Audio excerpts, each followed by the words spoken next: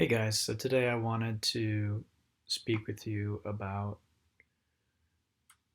your meditation and a rather subtle aspect of it, which is non resistance.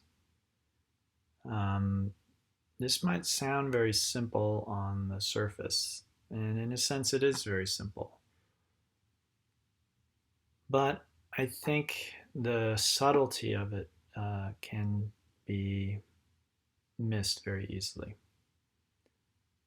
So, for most of us, when we sit down to meditate, um, sooner or later, may not happen immediately. Um, but if we sit there long enough, I think we eventually begin to feel resistance. We begin to feel pain, discomfort, whether it's emotional or physical, and we begin to suffer. And suffering is actually a very useful or a good thing. And I know that sounds very odd, but that really is the case. Suffering is an indicator. It is telling us, it's information. It's just simply telling us that we are resisting something, that we are wanting something to be other than it is. And that is why we're suffering. So the conventional view is that I suffer, oh, because it's too cold in this room, or it's too hot, or my hip hurts, or that person said something mean to me, or I have this, event coming up and I'm afraid of it.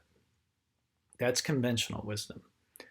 So that isn't what we're looking for here. That isn't what the spiritual path is about. If you want to follow that idea, then that's a completely different approach to solving your problems. The spiritual approach, and I believe the only approach that actually works for everything and long term. So this is the solution for all problems for all eternity. It's the last solution, and that is that the only reason we're suffering is because we are in some way resisting what is. So our meditation is really sitting down, and if you feel great, great, perfect. That's really what we want. We want to feel great all the time. But I think there are different levels of great. I think if we've been suffering a lot for a long time, then when things improve, that feels great at first. At first, it's like, whoa, I feel so much better. Like, wow, great. But I think very quickly we can acclimate to that. And then that starts just feeling normal again. And then we notice that, oh, well, there's still suffering here. It's just a more subtle form of suffering. Maybe it's not this huge emotional upheaval, but we find that there are little irritations, little things. And the Course in Miracles says that um, I think these small things are really sometimes more of an impediment. Because if we have a huge trauma, we have a huge thing in our life that is upsetting us, then it's obvious we have to deal with it. It's obvious we have to handle it. But I don't think it's obvious to us that the irritation we feel in traffic or at a traffic light, or when someone is, rude to us, or what we see as rude to us, that also is something that is taking my peace and my well-being. And so this applies to meditation as well. So as we sit there, at first there might be a feeling of like immense panic or something like that, and we feel like, oh my God, I can't even do this. I had an experience like that when I first started meditating, and I think many people do. I can see people in yoga class when I ask them to be still and to close their eyes, they squirm and they move, and I think that's just because they feel so uncomfortable with what they're being asked to do. So that's a more obvious level of discomfort. But when that goes away, I think we may not notice that there's still subtle suffering or discomfort that's there below the surface. And so our work is just consistently sitting down, and if we don't feel peaceful and blissful, then to notice, what is it? Why do I not feel that way? And to explore that, not to resist it, not to try and push anything away. You're not going to fix it. This really is a matter of let go and let God.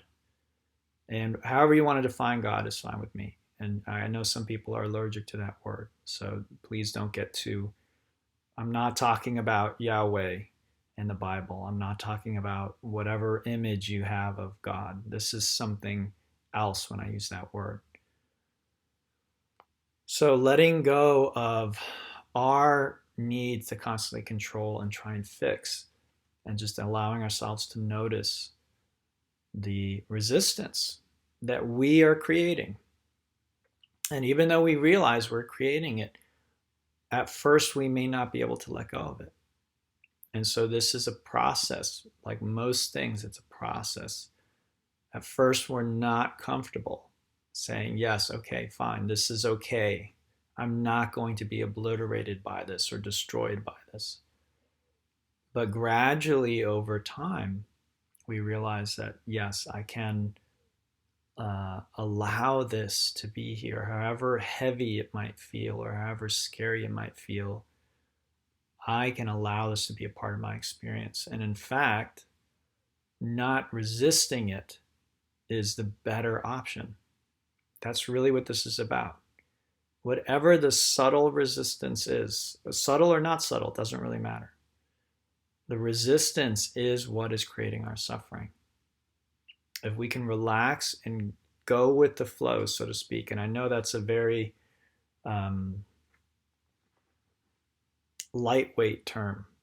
It's a kind of a new age term, and people use it to justify all kinds of things. But there is a truth in it, that life is like this current and it's pulling us along. And when we get too afraid to let it pull us, then we resist. And that is not just happening in the bigger picture, right? So we might see the bigger picture and be like, yes, okay, I'm resisting, my change of occupation or whatever it might be. But moment to moment. And that's really a key point. I really can't emphasize that enough. Moment to moment.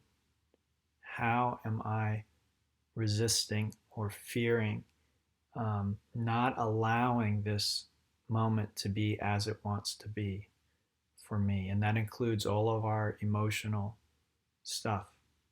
And so if you're a student of mine, you've probably heard me talk about samskaras and impressions and habit patterns and all those kinds of things. That's part of it. Yes, those things can dissipate over time the more awareness we bring to our experience. We see the uselessness of them. We stop feeding those patterns, but those patterns also have a certain amount of energy in them. A certain amount of momentum is really the right word. So just because we stop putting energy into it doesn't mean they stop. They may keep going for a while, much longer than we would like. But here's the key. If I resist that, if I get upset about that, then I am actually putting energy back into it. I am prolonging how long that unconscious pattern will run. So just acknowledging it, it does no good to try and deny it, right? If I'm upset about something, sometimes something happens and, oh, it's un-yogic to get upset. So, no, I'm not upset. I'm not upset. Really, I'm not. You're clearly upset. So it does no good to say I'm not upset because I'm not supposed to be. You are. And it is always better to acknowledge where you are, and then you go from there. It does no one any good to try and deny what's going on inside of you. So anyway, guys, I hope that this is helpful. Let me know what you think. Please leave a comment. And if it's helpful, I'll try and do more. We'll see how much work this is for me to get up. So this is a new thing. All right. Thanks.